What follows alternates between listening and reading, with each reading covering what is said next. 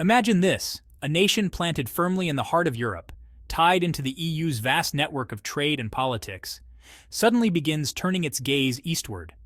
Not just flirting with new partners, but openly building alliances with powers the EU has long considered rivals. Hungary, once seen as a loyal EU member, is now making moves that could reshape the very foundations of Europe's unity. The question is simple but explosive. Why is Hungary risking its place at the EU table to grow closer to Moscow and Beijing? And more importantly, what happens if it succeeds? For Hungary, everything starts with energy. Despite years of EU pressure to reduce dependence on Russian gas, Budapest has gone in the opposite direction. Around 80 to 85% of Hungary's natural gas still flows from Russian pipelines, along with a large share of its oil. The Paks nuclear power plant, the backbone of Hungary's electricity grid, runs on Russian nuclear fuel. This isn't just an economic choice, it's survival. Prime Minister Viktor Orban has repeatedly argued that Hungary can't afford to play politics with its energy supply.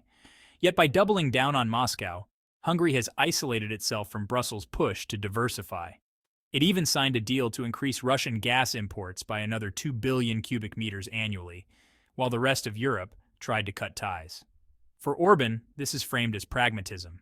For the EU, it looks like betrayal, and that clash has become the defining tension at the heart of Hungary's pivot.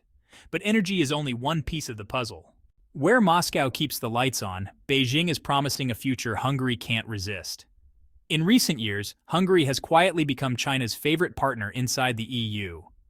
In 2024 alone, nearly half of all foreign direct investment in Hungary came from Chinese projects. That's billions of dollars pouring into new factories, technology hubs, and logistics corridors. The most eye-catching projects are tied to China's electric vehicle and battery giants. BYD, CATL, and other Chinese companies are building massive plants on Hungarian soil, turning the country into a potential powerhouse for Europe's EV market. Add to that Chinese funding for railways, logistics parks, and e-commerce hubs through the Belt and Road Initiative, and suddenly Hungary looks less like a peripheral EU member and more like Beijing's gateway into Europe. Critics say this is dangerous dependence, that Hungary is trading sovereignty for cash. But supporters argue that these investments bring jobs, infrastructure, and long-term growth that Brussels hasn't delivered. Orban himself frames it as balance. Why should Hungary rely only on the West when the East is willing to invest? Of course, these decisions aren't happening in a vacuum. At home, Orban's message of sovereignty and tradition resonates with many Hungarians who feel Brussels no longer speaks for them. To understand Hungary's shift, you have to look inside the country. Orban's government has long painted Brussels as an overreaching bureaucracy, meddling in domestic affairs, from media laws to the independence of judges. In Hungary, that criticism lands. Many citizens see their nation as a defender of traditional values, against what they perceive as an increasingly progressive and out-of-touch EU. The numbers back it up. Just a decade ago, nearly 80% of Hungarians supported the EU. Today, that figure has dropped below 50%. The EU's strength has always been unity, but Hungary is openly asking, is Brussels still the best ally? For Orban, the answer is increasingly no.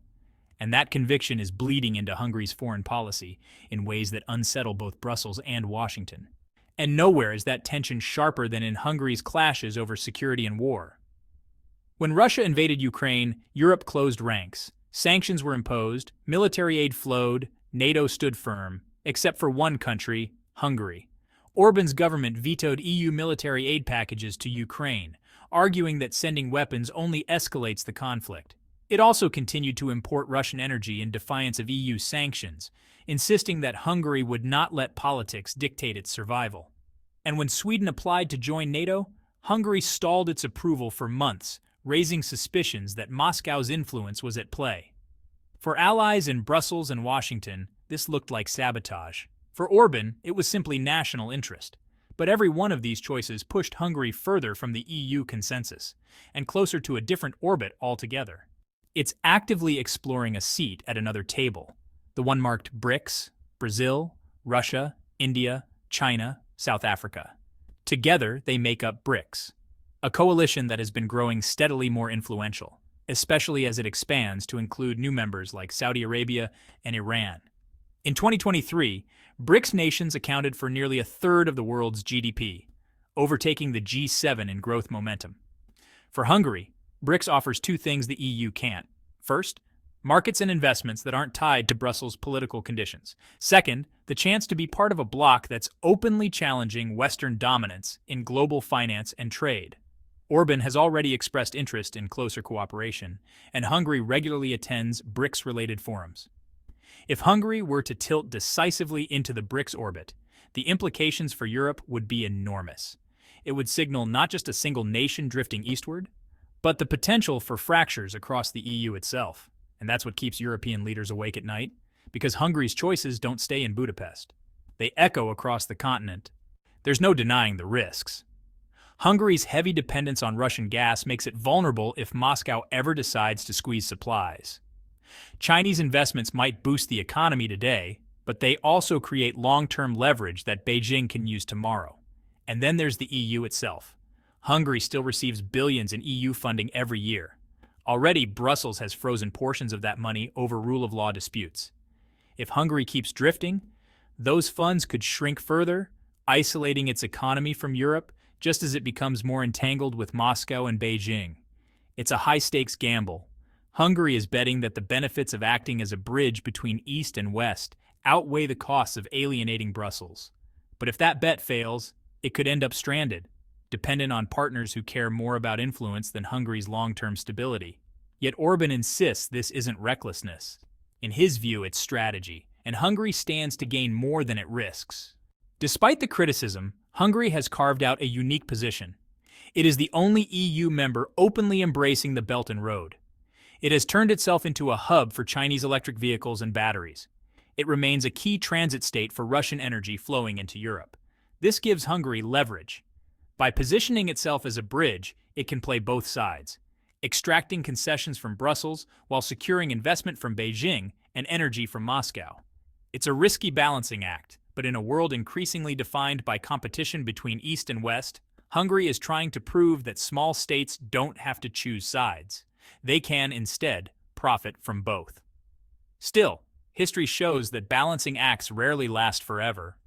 Sooner or later, Hungary may have to decide which way it truly leans. So where does this lead?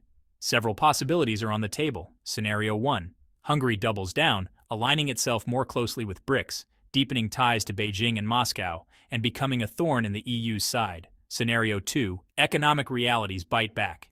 EU funding becomes too important to lose, and Hungary slows its eastern pivot, settling into a halfway position. Scenario 3. Other European states, inspired by Hungary's defiance, begin questioning Brussels' authority, sparking a wider shift in the balance of power inside the EU. Each path comes with risks and rewards, not just for Hungary, but for Europe as a whole. And that's why this story matters far beyond Budapest. Hungary's journey from loyal EU member to potential BRICS partner isn't just about one small country's foreign policy. It's a reflection of a world in flux, where old alliances are weakening and new powers are rising. Whether Hungary is blazing a trail for others or playing a dangerous game of isolation remains to be seen. What's clear is this: the choices Hungary makes in the next few years could reshape not only its own destiny, but the future of Europe's unity itself. So the question lingers: is Hungary reinventing itself as the ultimate bridge between East and West? Or is it gambling its place in the European family for promises that may never materialize? Only time will tell. Don't forget to subscribe, and thank you for watching.